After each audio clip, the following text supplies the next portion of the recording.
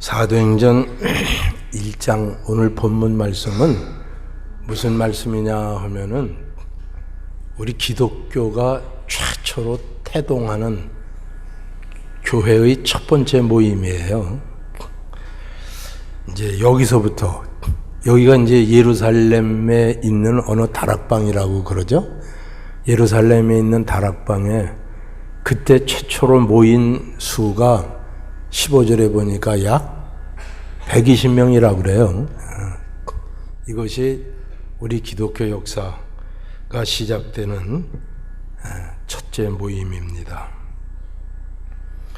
근데 이제 여기 첫 번째 교회가 시작이 되고 기독교가 시작이 되는 이 첫 번째 모임에 120명 속에는 늘 자주 만나던 익숙한 얼굴도 있고 처음 보는 얼굴도 있고 그래요.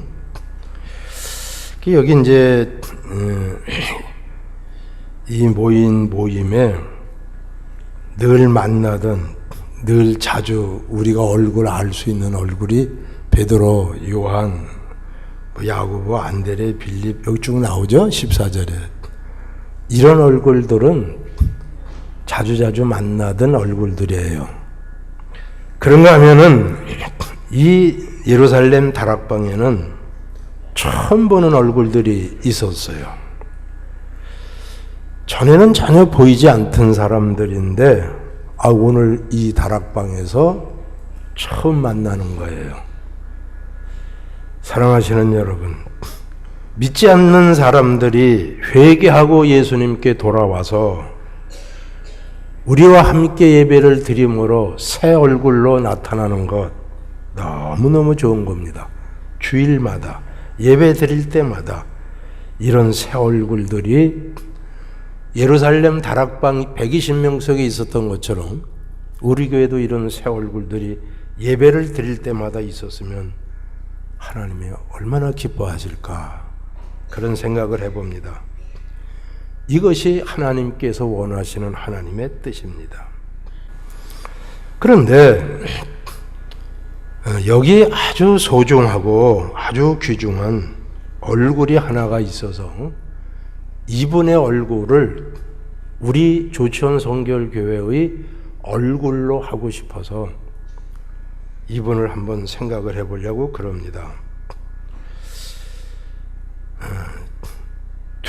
두고 생각나는 얼굴, 보고 또 봐도 또 보고 싶은 얼굴, 영원히 그리운 얼굴, 영원한 얼굴, 그런 얼굴이 이 본문 속에 들어있는데 그 얼굴이 누구냐 하면 예수님의 어머니 마리아의 얼굴이에요. 예수님의 어머니. 예수님의 어머니 마리아가 사도행전 1장 14절로 끝으로 성경 어디에도 나오지 않는 것을 보면은 이분이 교회를 창립을 하고 봉사를 하다가 얼마 안 있다가 세상을 떠나신 것 같아요. 어디에도 그분의 이름이 나오지를 않습니다.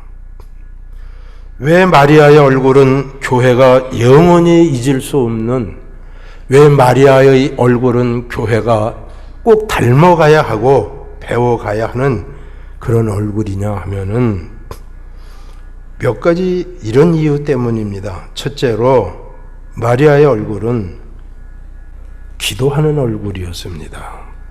한번 읽어보실까요? 14절을 읽습니다. 시작. 여자들과 예수의 어머니 마리아와 예수의 아우들과 더불어 마음을 같이하여 오로지 기도에 힘쓰더라. 성경 속에서 마리아가 우리에게 남기고 간 마지막 모습은, 마지막 얼굴은 기도하는 얼굴이었어요. 기도하는 얼굴. 여러분은 여러분들의 사랑스러운 자녀들 가슴 속에 어떤 얼굴을 남겨놓고 이 세상을 떠나고 싶으십니까? 마리아는 우리에게 오로지 기도하는 모습을 남기고 이 세상을 떠나셨는데 나와 여러분 우리 모두는 사랑스러운 우리 자녀들 가슴 속에 어떤 모습을, 어떤 얼굴을 마지막으로 남기고 싶으냐 그 말입니다. 화장하는 얼굴입니까? 시기하고 질투하는 얼굴입니까? 좀 배운 것도 있고 가진 것도 있고 좀 기득권이 좀 있다고 오만한 자세를 남기고 가고 싶습니까? 어떤 모습을, 어떤 얼굴을 우리 자녀들에게 남기고 가고 싶으십니까? 오늘 우리가 본문을 통해서 마리아를 통해서 배워야 할 것은, 도전받아야 할 것은, 하나님, 나도 사랑스러운 내 가정에서, 내 구역에서, 내가 출석하는 교회에서 마리아처럼 기도하는 모습을 남길 수 있게 하여 주시옵소서. 학교에서 공부를 다 마치고 돌아온 자녀가 엄마하고 방문을 열었을 때에 우리 엄마가 무릎을 꿇고 하나님 앞에 기도하고 계시구나. 그 자식들 가슴 속에 하나님 앞에서 무릎을 꿇고 기도하는 어머니의 경건한 모습을 그 자식들 가슴 속에 마지막으로 남기고 싶지 않느냐 그 말입니다. 그런 얼굴을, 그런 모습을 자녀들 가슴 속에 여러분들이 심어줄 수 있다면 그런 자식은 나중에 부모가 없는 거칠은 이 세상에 저희들 혼자 살아갈 때에 아마 그 어머니의 경건한 모습이 화살처럼 자기들 가슴에 박혀서 영원히 잊어지지 않는 모습으로 남게 될 것입니다. 예수님께서 말씀하셨습니다. 사람은 약한 것이다. 절대 자만하지 마라, 교만하지 마라, 오만하지 마라, 자랑치 마라. 네가 생각하는 것처럼 그렇지 않다. 사람은 아주 약한 것이다. 근데 너희가 살아가야 하는 길은, 너희가 살고 있는 세상은 험하단다. 그런즉 항상 깨어 시험에 들지 않도록 기도하라고 예수님께서 말씀을 하시면서 예수님 자기 자신도 겟세마네 동산에서 늘 기도하는 모습을 우리에게 보여주셨습니다. 기독교 2000년의 역사를 어느 분은 이렇게 저술했습니다. 우리 기독교는 2000년 동안 무릎으로 걸어왔다. 무릎으로 걸어온 역사라는 거예요. 오늘 세계적으로 교회가, 예수님의 몸된 교회가 우뚝우뚝 서 있는 것은 기도하는 교회가 오늘의 모습을 지탱해 놓은 거라는 거예요. 교회는 무릎으로 걸어갈 적에, 교회는 기도할 적에 힘이 생기고 전진하는 속도가 빠르게 되고, 교회는 기도를 힘의 원천으로 생각을 하기 때문에 기도하는 교회는 절대로 망하지 않는다는 거예요. 마리아는 2000년 기도의 역사를 첫 페이지를 쓰면서 첫 장에서 처음 시작할 때 거기서 우리에게 기도하는 얼굴을 보여주고 세상을 떠났습니다. 너무너무 부러운 모습입니다. 하나님, 우리 교회로 하여금 교회를 위해 기도하는 중보의 기도 시간이 있게 하시고, 자녀를 위해 기도하는 중보의 기도 시간이 있게 하시고, 새벽 기도회가 150명 이상 모이는 아주 능력이 있는 새벽 기도회가 있게 하시고, 할렐루야. 모일 때마다 말씀 충만, 성령 충만, 기도 충만의 교회가 되게 해주신 것을 감사를 드립니다. 가정도 마찬가지입니다. 가정도. 여러분, 여러분의 가정에서, 여러분의 구역에서 여러분들이 마리아처럼 기도하는 얼굴을, 경건한 얼굴을 남기실 수 있기를 축복합니다. 이런 점에서 우리는 마리아의 얼굴을 영원히 잊을 수가 없고, 보고 싶고 또 보고 싶고 그립고, 마리아의 얼굴을 영원한 얼굴로 우리 교회의 상징적인 얼굴로 그렇게 우리가 마리아의 얼굴을 갖고 싶은 겁니다. 그런가 하면은 마리아의 얼굴은 또 두 번째로 전도하는 얼굴이었습니다. 왜 그러냐 하면은 마리아가 오늘 이 120명 속에 누구를 데리고 왔냐 하면은 당신 아들들을 다 데리고 왔어요. 예수님의 동생 되는 그 마리아의 아들들이 예수님이 이 세상에 살아계실 때에는 형인 예수가 하는 일에 대해서 비난하고 회방 놓고 예수님이 생각하는 생각하고는 정반대 방향으로 가는 생각을 하고 한참 자기 형 예수를 속을 썩이고 심지어는 삿대질하면서 손가락질하면서 미친놈이라는 소리까지 했어요. 자기 형을 향해서. 가는 길이 달랐어요. 예수님이 가는 길하고 동생들이 가는 길이 달랐습니다.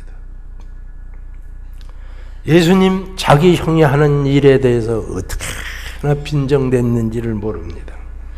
근데 그러던 형제들이 오늘 예루살렘 다락방에 120명 속에 끼어 있다는 거예요.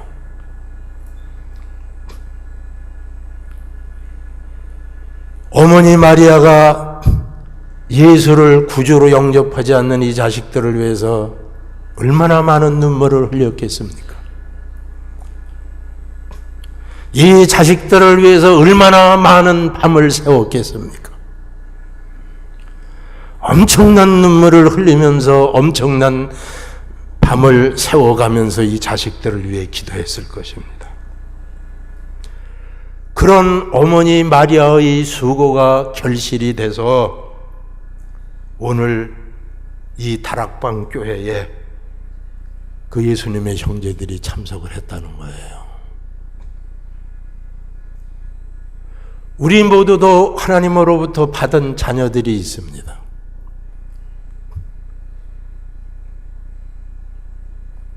자식하고 싸워서 이기는 부모 없다고 아직도 내 자식을 먹이긴 했어도 입히긴 했어도 가르치긴 했어도 가장 소중한 예수님께로 인도하는 나오게 하는 그 엄청난 생명의 길을 아직도 인도하지 못하고 있는 부모도 있을 것입니다.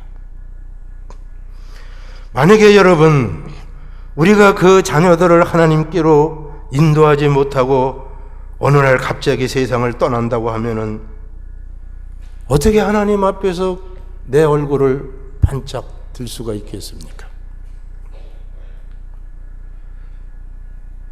하나님 앞에서 내 얼굴 들기가 부끄러울 것입니다.